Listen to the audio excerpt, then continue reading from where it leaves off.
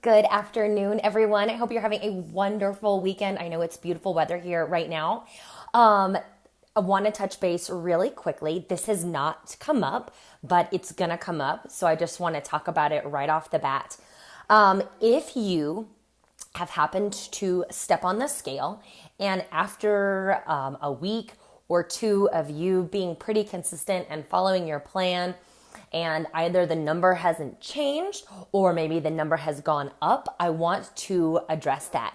Now, first of all, let's talk about how often should you weigh yourself. And this is totally up to you. I am not one of the people that says never hop on the scale, especially when you're trying to make changes, just because all that information is data that we're going to use, right? It's just information. But I like to weigh myself just about every single day. And I can do this because I understand that there are going to be daily fluctuations, and I don't let that number affect how I feel. Now, if you, because here's the problem with only weighing yourself once a week. Let's say you weigh yourself every Friday. Let's say the scale said 145 this Friday, and then you hop on the scale next week and it says 147. Does that mean that you gained 2 pounds? No. It just means that, maybe you're holding on to a little bit more water. Maybe you need to go to the bathroom. Maybe you are about to start your cycle if you're a woman. There's a lot of factors that go into that number. So when we only weigh ourselves once a week, we're not necessarily getting a real picture of what's going on.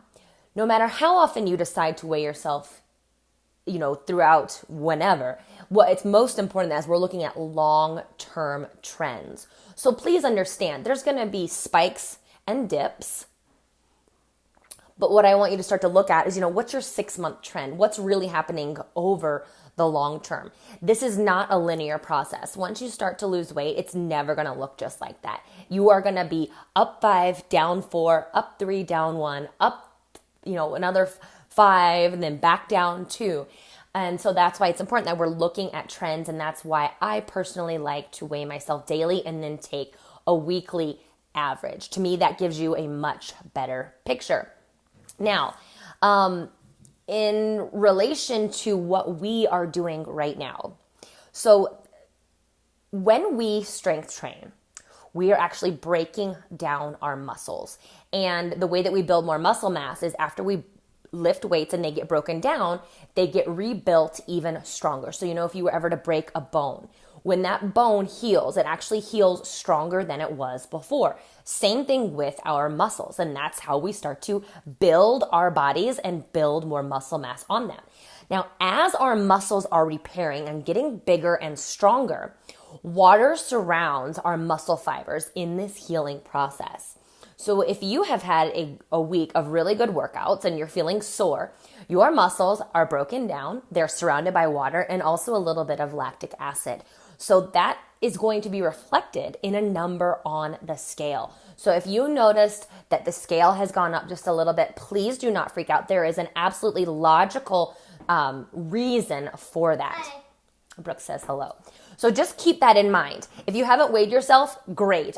You don't need to weigh yourself right now. If I were you, I would wait another week or so. But if you've already hopped on the scale, that's great too. What's most important, besides understanding that there's going to be fluctuations, is that this number does not reflect your self-worth. Okay? Don't get so attached to that number, because here's the other double edge of the sword. This is what happens. You hop on that scale. It says you're down 2 pounds. You're like, yay, I'm down 2 pounds. I've been doing so well. Now I deserve a treat. I have a little bit of wiggle room. That's absolutely not the case, right? That just means you need to stay the course. The flip side of that is you hop on the scale. You see it's gone up 3 pounds. You start to feel like crap. You start to think that what you're doing isn't working, and you start this cycle of this is never going to work. I'm never going to get this weight off. And then you perhaps, do some emotional eating. What I'm doing isn't working, so why am I doing this anyway?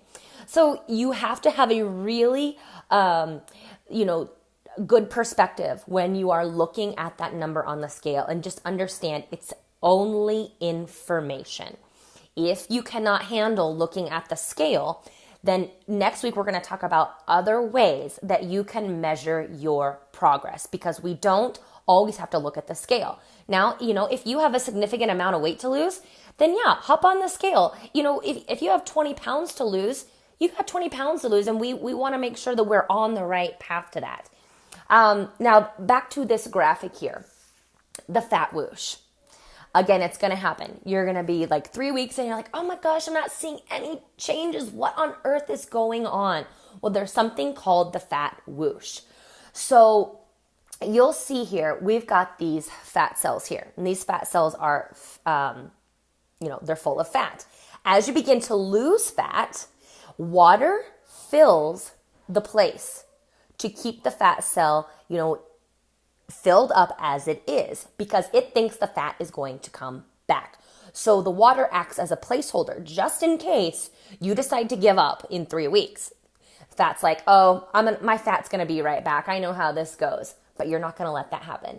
You are going to stay strong for 4 weeks, and all of a sudden, the water's going to fill the cell, the fat molecule all the way up, and then it's going to whoosh out.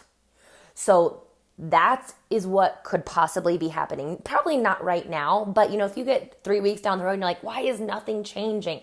Because water is taking the place now of the fat that you are losing, because your body thinks that fat's going to come back.